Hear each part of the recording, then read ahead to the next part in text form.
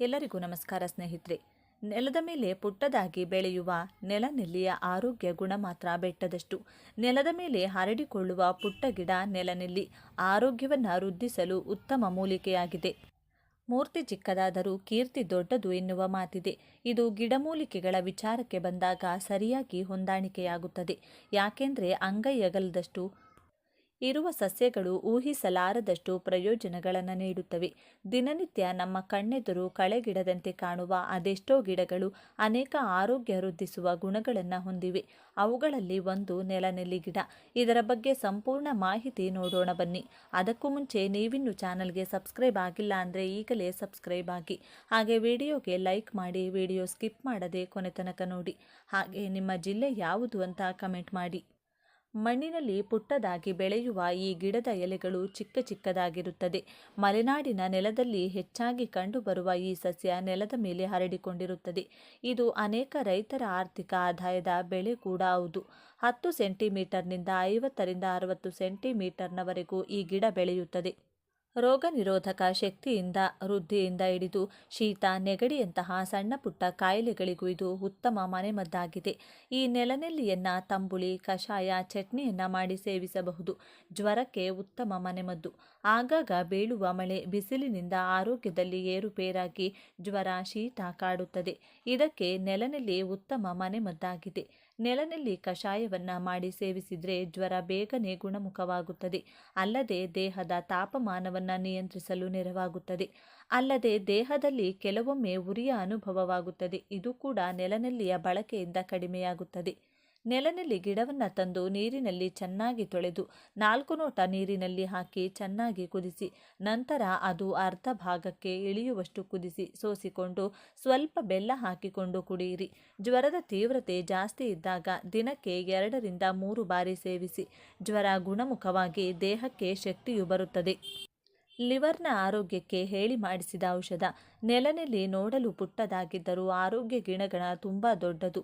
ಹೀಗಾಗಿ ನಿಮ್ಮ ಲಿವರ್ ಆರೋಗ್ಯಕ್ಕೆ ನೆಲನೆಲ್ಲಿ ಹೇಳಿ ಮಾಡಿಸಿದ ಔಷಧ. ಮದ್ಯಪಾನ ಮಾಡಿ ಲಿವರ್ ಹಾನಿಗೊಳಗಾದವರಿಗೆ ಇದು ಉತ್ತಮವಾಗಿದೆ. 2ರಿಂದ 3 ನೆಲನೆಲ್ಲಿ ಗಿಡವನ್ನು ತಂದು ಕುದಿಯುವ ನೀರಿನಲ್ಲಿ ಹಾಕಿ ಕುದಿಸಿ ಅದನ್ನು ಸೋಸಿಕೊಂಡು ಪ್ರತಿದಿನ ಬೆಳಿಗ್ಗೆ ಸೇವಿಸಿ. ಹಸಿಯಾದ ಗಿಡ ಸಿಗಲಿಲ್ಲವೆಂದು ಚಿಂತೆ ಬೇಡ. ಅಂಗಡಿಗಳಲ್ಲಿ ಒಣಗಿಸಿದ ನೆಲನೆಲ್ಲಿ ಗಿಡ ಸಿಗುತ್ತದೆ. ಅದನ್ನು ನೀರಿಗೆ ಹಾಕಿ ಚೆನ್ನಾಗಿ ಕುದಿಸಿ ಸೇವಿಸಿ. ಇದು ಆರೋಗ್ಯಕ್ಕೆ ಒಳ್ಳೆಯದು. ಆದಷ್ಟು ಫ್ರೆಶ್ ನೆಲ್ಲಿ ಗಿಡ ಬಳಕೆ ಉತ್ತಮ. ರೋಗ ನಿರೋಧಕ ಶಕ್ತಿ ಹೆಚ್ಚು ಮಾಡುತ್ತದೆ.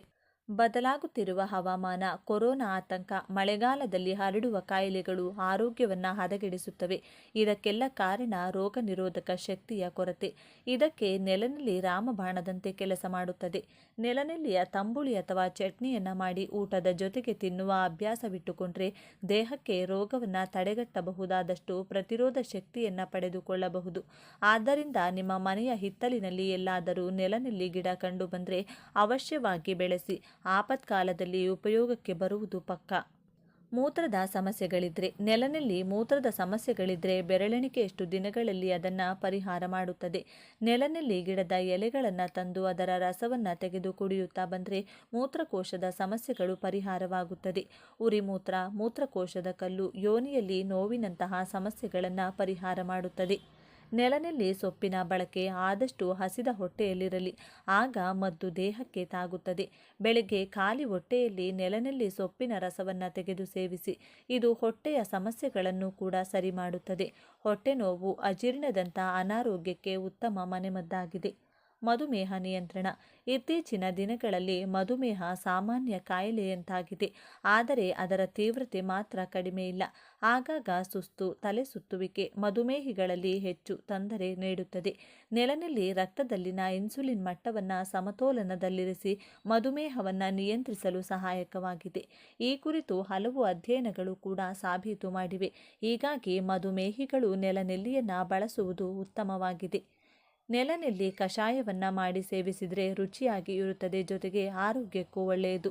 ನೆಲನೆಲ್ಲಿಯ ಗಿಡವನ್ನು ತಂದು ಚೆನ್ನಾಗಿ ತೊಳೆದು ನೀರಿಗೆ ಹಾಕಿ ಕುದಿಸಿಕೊಳ್ಳಿ. ನಂತರ ಅದನ್ನು ಸೋಸಿಕೊಂಡು ಖಾಲಿ ಹೊಟ್ಟೆಯಲ್ಲಿ ಸೇವಿಸಿ. ಯಾವುದೇ ಮೂಲಿಕೆಗಳ ಔಷಧವನ್ನು ಖಾಲಿ ಹೊಟ್ಟೆಯಲ್ಲಿ ಸೇವಿಸಿದರೆ ಮಾತ್ರ ಹೆಚ್ಚು ಪರಿಣಾಮಕಾರಿಯಾಗಿರುತ್ತದೆ.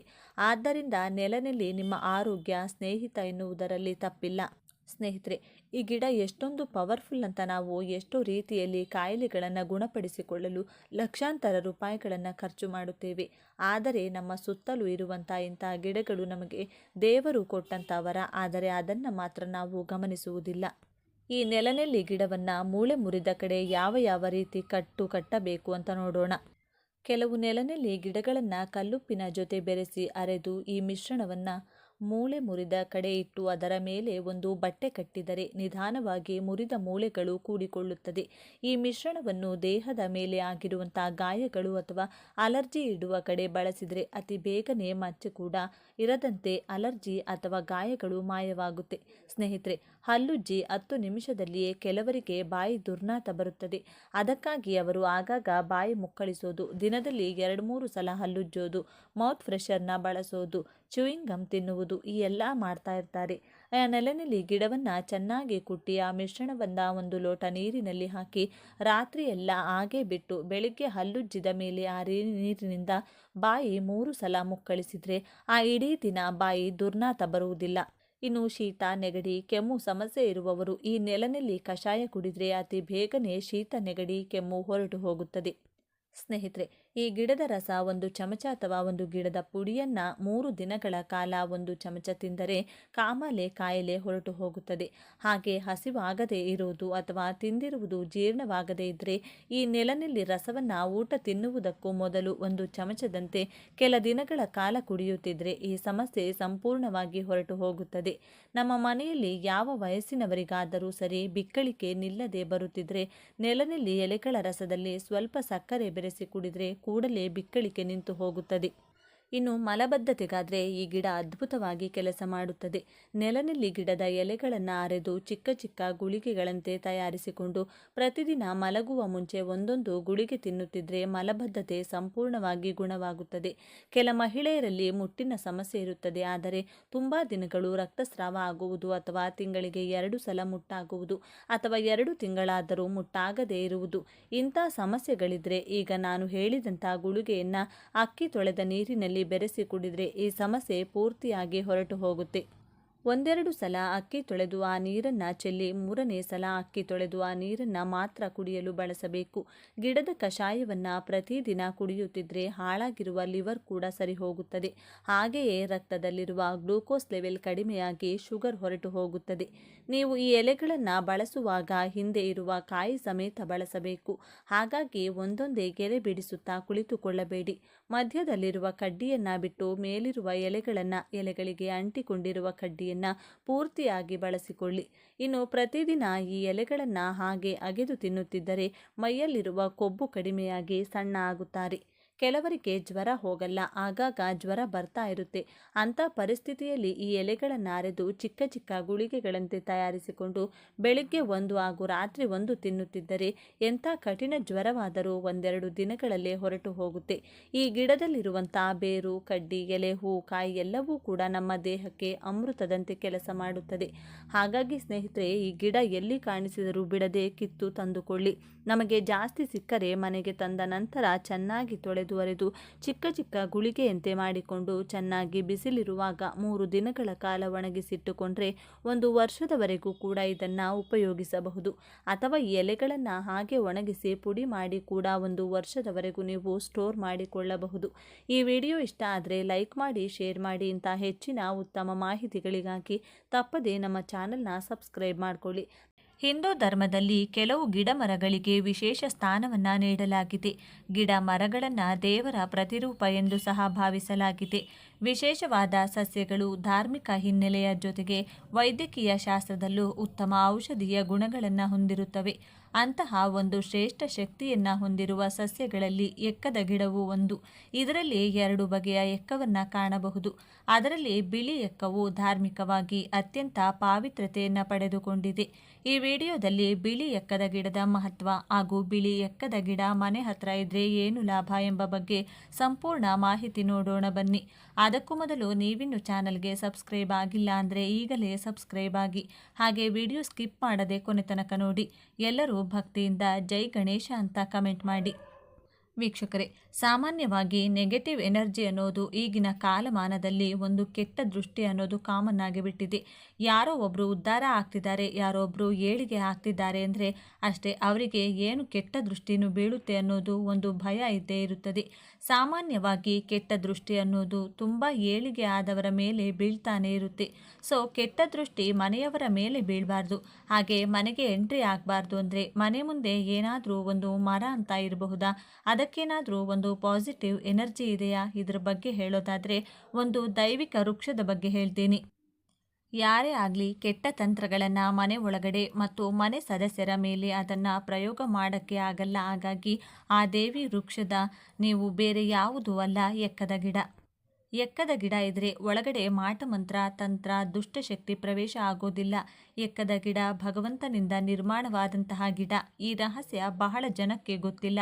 ಎಕ್ಕದ ಗಿಡ ಹಳೆಯದಾಗಿರಬೇಕು, ಸುಮಾರು ಒಂದು 10, 15, 20 ವರ್ಷದ ಎಕ್ಕದ ಗಿಡ ಆಗಿರಬೇಕು.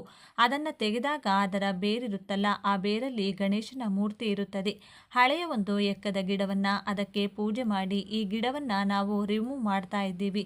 ಯಾವುದೇ ತೊಂದರೆ ಬಾರದಿರಲಿ, ಇದರ ಕೆಳಗಡೆ ಇರುವಂಥ ಬೇರನ್ನು ನಾನು ಮನೆಯಲ್ಲಿಟ್ಟು ಪೂಜೆ ಮಾಡ್ತೀನಿ ಅಂತ ಎಕ್ಕದ ಗಿಡದ ಬೇರನ್ನು ಇಟ್ಟು ಪೂಜೆ ಮಾಡಬೇಕು. ಅಂದರೆ ಅದನ್ನು ಮೇಲಕ್ಕೆ ತೆಗೆದಾಗ ಗಣೇಶನ ಮೂರ್ತಿ ವಿಗ್ರಹ ಆಕಾರ ಆಗಿರುತ್ತದೆ. ಎಕ್ಕದ ಗಿಡ ಮನೆ ಎದುರುಗಡೆ ಇತ್ತು ಅಂದರೆ ಗಣೇಶ ವಿಘ್ನಗಳು ಒಳಗೆ ಬರೋದಿಲ್ಲ. ಮನೆ ಸದಸ್ಯರು ವಿಘ್ನಗಳಿಂದ ಪಾರಾಗ್ತಾರೆ, ಕೆಟ್ಟ ತಂತ್ರ ದೃಷ್ಟಿಯಿಂದನೂ ಪಾರಾಗ್ತಾರೆ. ಬಿಳಿ ಎಕ್ಕದ ಬೇರನ್ನು ಮನೆಯೊಳಗೆ ತಂದರೆ ನಿವಾರಣೆಯಾಗುವುದು ನಿಮ್ಮೆಲ್ಲ ತೊಂದರೆ. ವಿಶೇಷ ಹಾಗೂ ಅಪರೂಪದ ಹೂ ಬಿಳಿ ಎಕ್ಕ. ಬಿಳಿ ಎಕ್ಕವನ್ನು ಸಾಮಾನ್ಯವಾಗಿ ಶಿವನ ಆರಾಧನೆಗೆ ಬಳಸಲಾಗುವುದು. ಧಾರ್ಮಿಕ ಚಟುವಟಿಕೆಗಳಿಗೆ ಹೊರತಾಗಿ ತಂತ್ರವಿದ್ಯೆಯಲ್ಲೂ ಬಳಸಲಾಗುತ್ತದೆ. ಬಿಳಿ ಎಕ್ಕದ ಗಿಡದಿಂದ ಈ ರೀತಿ ಮಾಡಿದರೆ ನಿಮ್ಮ ಮನೆಯಲ್ಲಿ ಸಕಲ ಐಶ್ವರ್ಯ ವೃದ್ಧಿಸುತ್ತದೆ. ಈ ಒಂದು ಗಿಡದ ಬಗ್ಗೆ ನಮ್ಮ ಪೂರ್ವಜರು ಹೇಳುವ ಹಾಗೆ ಬಿಳಿ ಎಕ್ಕದ ಗಿಡವೊಂದು ಮನೆಯಲ್ಲಿದ್ದರೆ ಸಕಲ ಐಶ್ವರ್ಯ, ಅಂತಸ್ತು ವೃದ್ಧಿಯಾಗುತ್ತದೆ, ಹಣಕಾಸಿನ ಎಲ್ಲ ಸಮಸ್ಯೆಗಳು ನಿವಾರಣೆಯಾಗುತ್ತದೆ ಎಂಬ ಮಾತಿದೆ. ಮನೆಯಲ್ಲಿ ಶಾಂತಿ, ನೆಮ್ಮದಿ, ಹಣಕಾಸಿನ ವ್ಯವಹಾರಗಳು, ಇಂಥ ಎಲ್ಲ ತೊಂದರೆಗಳಿಗೆ ಬಿಳಿ ಎಕ್ಕದ ಗಿಡ ರಾಮಬಾಣ ಎಂದೇ ಹೇಳ್ಬೋದು. ಅನೇಕ ಜನರು ತಮ್ಮ ವ್ಯವಹಾರ ವಹಿವಾಟುಗಳಲ್ಲಿ ಸಾಕಷ್ಟು ತೊಂದರೆಗಳನ್ನು ಅನುಭವಿಸುತ್ತಿರುತ್ತಾರೆ. ಜೊತೆಗೆ ಹಣಕಾಸಿನ ವಿಚಾರಗಳಲ್ಲಿ ಹಿನ್ನಡೆಯನ್ನು ಅನುಭವಿಸ್ತಾ ಸಾಲ ಬಾಧೆಯಲ್ಲಿ ಸಿಲುಕಿ ಕಷ್ಟದ ಪರಿಸ್ಥಿತಿಯಲ್ಲಿರುತ್ತಾರೆ. ಮನೆಯಲ್ಲಿ ಈ ಒಂದು ರೀತಿ ಮಾಡೋದ್ರಿಂದ ನೀವು ಹಣಕಾಸಿನ ಸಮಸ್ಯೆಯಿಂದ ನೆಮ್ಮದಿ ಪಡೆಯಬಹುದು. ಇದನ್ನು ನಿಮ್ಮ ಮನೆಯಲ್ಲಿ ನೀವು ಪ್ರಯತ್ನ ಮಾಡಿದರೆ ಹಣಕಾಸಿನ ವೃದ್ಧಿ ಆಗೋದ್ರ ಜೊತೆಗೆ ಸಾಕಷ್ಟು ಲಾಭಗಳು ನಿಮಗೆ ದೊರೆಯಲಿದೆ. ಅದು ಹೇಗೆ, ಏನು ಎಂಬುದನ್ನು ಈ ವಿಡಿಯೋದಲ್ಲಿ ತಿಳಿಸಿಕೊಟ್ಟಿದ್ದೇವೆ. ಬಿಳಿ ಎಕ್ಕದ ಗಿಡ ನಮಗೆ ಸುಲಭವಾಗಿ ಸಿಗುವ ಗಿಡವಾಗಿದ್ದು ಎಲ್ಲ ಪ್ರದೇಶಗಳಲ್ಲಿಯೂ ಲಭಿಸುವಂತಹ ಗಿಡ. ಈ ಒಂದು ಗಿಡಕ್ಕೆ ಪುರಾತನ ವಿಶೇಷತೆ ಕೂಡ ಸಾಕಷ್ಟಿದೆ. ಬಿಳಿ ಎಕ್ಕದ ಗಿಡ 5 ರಿಂದ 6 ಅಡಿ ಎತ್ತರಕ್ಕೆ ಬೆಳೆಯುತ್ತದೆ ಹಾಗೂ ಬಿಳಿ ನೀಲಿ ಮಿಶ್ರಿತವಾದ ಬಣ್ಣದಲ್ಲಿ ಹೂವನ್ನು ಅರಳಿಸುತ್ತದೆ. ಬಿಳಿ ಎಕ್ಕದ ಗಿಡದ ಪ್ರತಿಯೊಂದು ಭಾಗವು ಔಷಧ ಗುಣಗಳನ್ನು ಹೊಂದಿದೆ. ಬಿಳಿ ಎಕ್ಕದ ಗಿಡದ ಹಾಲು ವಿಷಪೂರಿತವಾದದ್ದು. ಅದನ್ನು ಹೊರತುಪಡಿಸಿದರೆ ಎಕ್ಕದ ಗಿಡ ಸರಿಸುಮಾರು 64 ಔಷಧೀಯ ಗುಣಗಳನ್ನು ಒಳಗೊಂಡಿರುತ್ತದೆ. ಬಿಳಿ ಎಕ್ಕದ ಗಿಡವನ್ನು ನಿಮ್ಮ ಮನೆಯಲ್ಲಿಟ್ಟು ಪೂಜೆ ಮಾಡೋದ್ರಿಂದ ಹಲವು ದೋಷಗಳು ನಿವಾರಣೆಯಾಗಿ ಮನೆಯಲ್ಲಿ ಹಣಕಾಸಿನ ಸಮಸ್ಯೆಗಳು ಸರಿಯಾಗುತ್ತವೆ. ನೀವು ಮನೆಯಲ್ಲಿ ಈ ರೀತಿಯ ಪೂಜೆಯನ್ನು ಮಾಡಿಕೊಳ್ಳಿ. ಸಕಲ ಕಷ್ಟಗಳು ಪರಿಹಾರವಾಗೋದ್ರ ಜೊತೆಗೆ ಮನೆಯಲ್ಲಿ ಧನ ಪ್ರಾಪ್ತಿಯಾಗುತ್ತದೆ. ಮಾಡಿಕೊಳ್ಳಿ. ಬಿಳಿ ಎಕ್ಕದ ಗಿಡವನ್ನು ಸೂರ್ಯ ದೈವಕ್ಕೆ ನಮಸ್ಕರಿಸಿ ಅದರ ಎಲೆಯಿಂದ ರವಿ ಗ್ರಹವನ್ನು ಭಕ್ತಿಯಿಂದ ಪೂಜೆ ಸಲ್ಲಿಸಿದರೆ ಸೂರ್ಯ ದೋಷಗಳು ಸಂಪೂರ್ಣವಾಗಿ ನಿವಾರಣೆಯಾಗುತ್ತದೆ. ನೀವು ಪೂಜೆ ಮಾಡುವಾಗ ಲಕ್ಷ್ಮಿ, ಆಂಜನೇಯ, ಗಣಪತಿ, ಶನಿ ಮಹಾತ್ಮರಿಗೆ ಬಿಳಿ ಎಕ್ಕದ ಹೂವನ್ನು ಇಟ್ಟು ಪೂಜೆ ಸಲ್ಲಿಸಿ ಹಲವು ದೋಷಗಳಿಂದ ಮುಕ್ತರಾಗುತ್ತೀರಿ. ಎಕ್ಕದ ಹೂವಿನಿಂದ ಹಾರ ಮಾಡಿ ಮಂಗಳವಾರ ಮತ್ತು ಶನಿವಾರ ಆಂಜನೇಯ ಸ್ವಾಮಿಗೆ ಮತ್ತು ಶನಿ ದೇವರಿಗೆ ಅರ್ಪಿಸಿದರೆ ಶನಿ ದೋಷ ನಿವಾರಣೆಯಾಗುತ್ತದೆ. ಆಂಜನೇಯನ ಸಂಪೂರ್ಣ ಕೃಪೆ ಲಭಿಸುತ್ತದೆ. ಎಕ್ಕದ ಹೂವನ್ನು ನಿಮ್ಮ ಮನೆಯ ಮುಂಬಾಗಿಲಿಗೆ ಹಾಗೂ ದೇವರ ಕೋಣೆಯ ಬಾಗಿಲಿಗೆ ತೋರಣ ಕಟ್ಟಿದರೆ ಒಳ್ಳೆಯದಾಗುತ್ತದೆ. ಎಕ್ಕದ ಗಿಡವನ್ನು ಮನೆಯ ಬಲಭಾಗದಲ್ಲಿ ಬೆಳೆಸಿದರೆ ವಾಸ್ತುದೋಷ ನಿವಾರಣೆಯಾಗುತ್ತದೆ. ಎಕ್ಕದ ಗಿಡದ ಪವರ್ನಿಂದ ಯಾವುದೇ ಮಾಟಮಂತ್ರ ದುಷ್ಪರಿಣಾಮಗಳಾಗುವುದಿಲ್ಲ. ಮನೆಯ ಸಕಲ ಕಷ್ಟಗಳು ದೂರವಾದರೆ ಸುಖ ಶಾಂತಿಯನ್ನು ಕಾಣಬಹುದು ಹಾಗೂ ಅದೇ ಸುಖ ಶಾಂತಿಯನ್ನು ಕಾಣಬಹುದು ಹಾಗೂ ಮಕ್ಕಳ ವಿದ್ಯಾಭ್ಯಾಸವೂ ಸಹ ಉತ್ತಮವಾಗಿರುತ್ತದೆ. ನೀವು ಯಾವುದೇ ಒಂದು ವ್ಯಾಪಾರ ಮಾಡಿದರೂ ಯಾವುದೇ ಒಂದು ಬಿಸ್ನೆಸ್ ಮಾಡಿದರೂ ಎಲ್ಲ ಕೆಲಸದಲ್ಲೂ ಅಭಿವೃದ್ಧಿಯನ್ನು ಕಾಣಬಹುದು. ಅದೇ ರೀತಿ ಏಕಾಗ್ರತೆ ಮತ್ತು ಜ್ಞಾನವನ್ನು ವೃದ್ಧಿಸಿ ಅದು ಮನೆಯಲ್ಲಿ ಋಣಾತ್ಮಕ ಶಕ್ತಿಯು ನಾಶವಾಗಿ ಧನಾತ್ಮಕ ಶಕ್ತಿಯನ್ನು ಹೆಚ್ಚಿಸುತ್ತದೆ. ಇನ್ನು ಮನೆಯಲ್ಲಿ ಐಶ್ವರ್ಯ ತುಂಬುವುದು, ಶೂದ್ರ ಶಕ್ತಿಗಳಿಂದ ಹಾಗೂ ಕೆಡಕಾಗುವುದನ್ನು ತಡೆಯುವುದು, ವಿಘ್ನಗಳ ನಿವಾರಣೆ ಹಾಗೂ ವಾಸ್ತುದೋಷ ನಿವಾರಣೆಯಾಗುವುದು, ಕೈಗೊಂಡ ಉದ್ಯಮಗಳಲ್ಲಿ ಬಿಸ್ನೆಸ್ಗಳಲ್ಲಿ ಹೆಚ್ಚು ಲಾಭ ಬರುವುದು, ವೈರಿಗಳನ್ನು ನಾಶ ಮಾಡುವುದು, ಮಾಟ ಮಂತ್ರ ಭೂತ ಪಿಶಾಚಿ ದೆವ್ವ ಮತ್ತು ಪೀಡೆ ಮೊದಲಾದ ದುಷ್ಟ ಶಕ್ತಿಗಳನ್ನು ದೂರ ಮಾಡುವುದು, ಶ್ರೀ ಗಣಪತಿಯ ಅನುಗ್ರಹವನ್ನು ಪಡೆಯಬಹುದು. ನೀವು ಈ ವಿಗ್ರಹವನ್ನು ಗುರುಮುಖೇನ ಪ್ರಾಣ ಪ್ರತಿಷ್ಠಾಪನೆ ಮಾಡಿಸಿ ಪಡೆದರೆ ಇನ್ನೂ ಹೆಚ್ಚಿನ ಫಲವನ್ನು ಪಡೆಯಬಹುದು. ಒಂದು ಎಕ್ಕದ ಗಿಡದಿಂದ ಇಷ್ಟೆಲ್ಲ ಪ್ರಾಪ್ತಿಯಾಗುತ್ತದೆ. ಮನೆಯಲ್ಲಿ ನಾವು ಹೇಳಿರುವಂಥ ಈ ಒಂದು ಕೆಲಸವನ್ನು ಎಕ್ಕದ ಗಿಡದಿಂದ ಮಾಡಿ ಖಂಡಿತವಾಗಿಯೂ ಯಶಸ್ಸು ನಿಮ್ಮದಾಗುತ್ತದೆ. ಅಷ್ಟೈಶ್ವರ್ಯ ವೃದ್ಧಿ, ಅಭಿವೃದ್ಧಿ, ಹಣಕಾಸಿನ ವಿಚಾರದಲ್ಲಿ ನೀವು ಮುಂದೆ ಬರ್ತೀರಾ. ಏನೇ ಕೆಲಸ ಮಾಡಿದರೂ ಒಳ್ಳೆಯದಾಗುತ್ತದೆ. ಮಾಡುವಂಥ ಎಲ್ಲ ಕಾರ್ಯಗಳಲ್ಲೂ ಕೂಡ ಯಶಸ್ಸು ಸಿಗುತ್ತದೆ. ಗಣೇಶನ ಮೂರ್ತಿಗೆ ಕೆಂಪು ಬಟ್ಟೆಯನ್ನು ಧರಿಸಿ ಕೆಂಪು ಹೂವು, ಕೆಂಪು ಶ್ರೀಗಂಧದ ಲೇಪನ ಮತ್ತು ಕೆಂಪು ರತ್ನಗಳನ್ನು ಅರ್ಪಿಸಬೇಕು. ಬೆಲ್ಲದಿಂದ ಮಾಡಿದ ಲಡ್ಡುಗಳನ್ನು ನೈವೇದ್ಯಕ್ಕೆ ಇಡಬೇಕು. ನಂತರ ಗಣೇಶನಿಗೆ ಹೇಳುವ ಓಂ ವಕ್ರತುಂಡಾಯ ಹಂ ಮಂತ್ರವನ್ನು ಪಠಿಸಬೇಕು. ಈ ರೀತಿಯಾಗಿ ಗಣೇಶನನ್ನು ಆರಾಧಿಸುವುದರಿಂದ ಗಣೇಶನು ಜೀವನದಲ್ಲಿ ಸಂತೋಷವನ್ನು ನೀಡುವನು. ಶಿವ ಮತ್ತು ಎಕ್ಕದ ಹೂ, ಮಂದಾರ ಪುಷ್ಪ ಎಂದು ಕರೆಯಲ್ಪಡುವ ಎಕ್ಕದ ಹೂ ಶಿವನಿಗೆ ಅತ್ಯಂತ ಪ್ರಿಯವಾದದ್ದು. ಕೆಲವು ವಿಧಗಳಲ್ಲಿ ಎಕ್ಕದ ಹೂವನ್ನು ಶಿವನ ಆತ್ಮಕ್ಕೆ ಹೋಲಿಸಲಾಗುತ್ತದೆ. ಈ ಹೂ ಶಿವನಂತೆ ಸರಳ ಹಾಗೂ ಬಹಳ ಪವಿತ್ರತೆಯಿಂದ ಕೂಡಿದೆ. ಶಿವನು ಉದ್ವೇಗಕ್ಕೆ ಒಳಗಾಗುವಂತೆಯೇ ಹೂವನ್ನು ಎಚ್ಚರಿಕೆಯಿಂದ ನಿರ್ವಹಿಸದೇ ಇದ್ದರೆ ಅದು ಅತ್ಯಂತ ವಿಷಕಾರಿ. ಶಿವನು ಹೇಗೆ ಕಷ್ಟಗಳನ್ನು ಬಗೆಹರಿಸುವ ದೇವನು, ಹಾಗೆಯೇ ಎಕ್ಕದ ಹೂಗಳು ಅದ್ಭುತ ರೀತಿಯ ಔಷಧೀಯ ಗುಣಗಳನ್ನು ಒಳಗೊಂಡಿದೆ. ಆದ್ದರಿಂದ ಸಾಕಷ್ಟು ಅನಾರೋಗ್ಯಗಳಿಗೆ ಔಷಧಿಯನ್ನಾಗಿಯೂ ಬಳಸಲಾಗುತ್ತದೆ. ಈ ಮಂದಾರ ಅಥವಾ ಬಿಳಿ ಎಕ್ಕವನ್ನು ಭಕ್ತಿಯಿಂದ ಶಿವಲಿಂಗಕ್ಕೆ ಅರ್ಪಿಸಿದರೆ ಶಿವನು ಸಂತುಷ್ಟನಾಗಿ ನಿಮಗೆ ಸಮೃದ್ಧಿಯ ಆಶೀರ್ವಾದವನ್ನು ನೀಡುತ್ತಾನೆ. ಸಂತೋಷ ಮತ್ತು ಸಮೃದ್ಧಿಗೆ ರವಿ ಪುಷ್ಯ ನಕ್ಷತ್ರಕ್ಕೆ ಸೇರಿದ ದಿನದಂದು ಎಕ್ಕ ಗಿಡದ ಬೇರನ್ನು ಪವಿತ್ರವಾದ ಒಂದು ಕೆಂಪು ಬಟ್ಟೆಯಲ್ಲಿ ಸುತ್ತಬೇಕು. ನಂತರ ಅದನ್ನು ಮನೆಯೊಳಗೆ ಒಂದು ಸ್ವಚ್ಛ ಹಾಗೂ ಸುರಕ್ಷಿತವಾದ ಸ್ಥಳದಲ್ಲಿರಿಸಿ. ಈ ಕ್ರಮವನ್ನು ಅನುಸರಿಸಿದರೆ ಮನೆಯ ಸದಸ್ಯರ ನಡುವೆ ಹೊಂದಾಣಿಕೆ, ಸಂತೋಷ, ಶಾಂತಿ ಹಾಗೂ ಸಮೃದ್ಧಿಯು ನೆಲೆಸುತ್ತದೆ ಎಂದು ಹೇಳಲಾಗುವುದು. ಬಿಳಿ ಎಕ್ಕದ ಸಸ್ಯಕ್ಕೆ ಪ್ರಾರ್ಥನೆ ಸಲ್ಲಿಸಿ. ನಿತ್ಯವೂ ನೀವು ಬಿಳಿ ಎಕ್ಕದ ಗಿಡಕ್ಕೆ ಪ್ರಾರ್ಥನೆಯನ್ನು ಸಲ್ಲಿಸಿ. ಇಲ್ಲವಾದರೆ ಬಿಳಿ ಎಕ್ಕದ ಸಸ್ಯದ ಕೆಳಗೆ ಕುಳಿತು ಪ್ರಾರ್ಥನೆ ಮಾಡಿ. ನೀವು ಮಾಡುವ ಪ್ರಾರ್ಥನೆಗೆ ಬೇಗ ಫಲವನ್ನು ಪಡೆದುಕೊಳ್ಳುವಿರಿ. ಈ ಗಿಡದ ಮುಂದೆ ಅಥವಾ ಕೆಳಗೆ ಕುಳಿತು ಓಂ ಗಂ ಗಣಪತಯೇ ನಮಃ ಎನ್ನುವ ಮಂತ್ರವನ್ನು ಹೇಳಿದರೆ ನೀವು ಬಯಸುವ ಪ್ರತಿಯೊಂದು ಕ್ಷೇತ್ರದಲ್ಲೂ ವಿಶೇಷವಾದ ಯಶಸ್ಸನ್ನು ಸಾಧಿಸಬಹುದು. ಎಕ್ಕದ ಗಿಡದ ತಿಲಕ. ಬಿಳಿ ಎಕ್ಕದ ಗಿಡದ ಬೇರನ್ನು ರುಬ್ಬಿಕೊಂಡು ಪೇಸ್ಟ್ ತಯಾರಿಸಿಕೊಳ್ಳಿ. ನಂತರ ಆ ಪೇಸ್ಟನ್ನು ತಿಲಕದ ರೂಪದಲ್ಲಿ ನಿತ್ಯವೂ ಅನ್ವಯಿಸಿಕೊಳ್ಳಿ. ಆಗ ನೀವು ಹೆಚ್ಚಿನ ಜನರನ್ನು ಆಕರ್ಷಿಸಿಕೊಳ್ಳಲು ಸಾಧ್ಯವಾಗುತ್ತದೆ. ಅಂತೆಯೇ ಯಾರೂ ಸಹ ನಿಮ್ಮನ್ನು ತಿರಸ್ಕರಿಸಲು ಇಷ್ಟಪಡುವುದಿಲ್ಲ. ಎಕ್ಕದ ಭಸ್ಮ. ಬೆಂಕಿಯ ಕುಂಡದಲ್ಲಿ ಒಂದು ಸಣ್ಣ ಶಂಖ ಮತ್ತು ಬಿಳಿ ಎಕ್ಕದ ಬೇರನ್ನು ಹಾಕಿ ನಂತರ ಆ ಭಸ್ಮವನ್ನು ಸಂಗ್ರಹಿಸಿಕೊಂಡ ಭಸ್ಮವನ್ನು ನಿತ್ಯವೂ ತಿಲಕದ ರೂಪದಲ್ಲಿ ಧರಿಸಿ. ಆಗ ನೀವು ಕೆಟ್ಟ ಅದೃಷ್ಟ ಹಾಗೂ ಕೆಟ್ಟ ಶಕ್ತಿ ಯಾವುದು ನಿಮ್ಮ ಬಳಿ ಸುಳಿಯದು, ಎಲ್ಲವೂ ದೂರ ಸರಿಯುತ್ತದೆ. ಶತ್ರುಗಳನ್ನು ಶಾಂತಗೊಳಿಸುವುದು. ಬಿಳಿ ಎಕ್ಕದ ಎಲೆಯ ಮೇಲೆ ಎಕ್ಕದ ಸಸ್ಯ ರಸವನ್ನು ಬಳಸಿ ಶತ್ರುವಿನ ಹೆಸರನ್ನು ಬರೆಯಿರಿ. ನಂತರ ಅದನ್ನು ಮಣ್ಣಿನೊಳಗೆ ಹೂಣಿಡಬೇಕು. ಆಗ ನಿಮ್ಮ ಶತ್ರುವು ನಿಮ್ಮ ತಂಟೆಗೆ ಬರುವುದಿಲ್ಲ. ಇಲ್ಲವೇ ಎಲೆಯ ಮೇಲೆ ಹೆಸರನ್ನು ಬರೆದು ಹರಿವ ನೀರಿನಲ್ಲಿ ಬಿಡಿ. ಆಗ ನಿಮ್ಮ ಶತ್ರು ನಿಮ್ಮನ್ನು ಬಿಟ್ಟು ಬೇರೆಡೆಗೆ ಹೋಗುತ್ತಾನೆ. ಎಕ್ಕದ ಬೀಜದ ಹತ್ತಿ. ಎಕ್ಕದ ಬೀಜದ ಒಳಗೆ ಇರುವ ಹತ್ತಿಯನ್ನು ತೆಗೆದುಕೊಂಡು ಬತ್ತಿಯನ್ನು ಮಾಡಿ ನಂತರ ಅದನ್ನು ದೇವರ ದೀಪ ಮತ್ತು ಲಕ್ಷ್ಮೀ ಪೂಜೆಗೆ ವಿಶೇಷ ಬತ್ತಿಯನ್ನಾಗಿ ಬಳಸಿ. ಇದರಿಂದ ಆರತಿ ಹಾಗೂ ದೀಪವನ್ನು ಬೆಳಗುವುದರಿಂದ ಲಕ್ಷ್ಮಿಯು ಅತ್ಯಂತ ಸಂತೋಷದಿಂದ ಆಶೀರ್ವಾದ ಮಾಡುವಳು. ದುಷ್ಟಶಕ್ತಿಯಿಂದ ಮಗುವನ್ನು ರಕ್ಷಿಸಲು, ಮಕ್ಕಳನ್ನು ದುಷ್ಟಶಕ್ತಿಯಿಂದ ದೃಷ್ಟಿಯಿಂದ ಕಾಪಾಡಲು ಬಿಳಿ ಎಕ್ಕ ವಿಶೇಷವಾದ ಸಹಾಯ ಮಾಡುವುದು. ಒಂದು ಬಟ್ಟೆಯ ಚೀಲದಲ್ಲಿ ಬಿಳಿ ಎಕ್ಕ ಸಸ್ಯದ ಬೇರು, ಬೆಳ್ಳುಳ್ಳಿ, ಬಿಳಿ ಹರಳು ಮತ್ತು ನವಿಲು ಗರಿಯನ್ನು ಇಡಿ. ನಂತರ ಆ ಚೀಲವನ್ನು ಸೂಕ್ತ ಜಾಗದಲ್ಲಿರಿಸಿ.